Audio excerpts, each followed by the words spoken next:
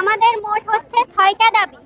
1 number দাবি হচ্ছে 2021 সালে অবৈধভাবে কিছু ক্রাফটদের নিয়োগ দেওয়া হয়েছে। আমরা তাদের আমাদের প্রতিষ্ঠানেও দেখতে চাই না, আমরা তাদের আমাদের অধিদপ্তরেও দেখতে চাই না।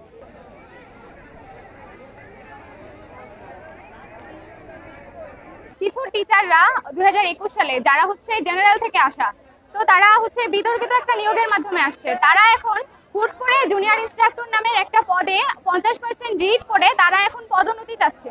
আমরা এখন বর্তমানে চাচ্ছি না আমাদের কারিগরি সেক্টরগুলোতে জেনারেল থেকে আসা কোনো শিক্ষক আমাদের যন্ত্র পরিচালনা করুক।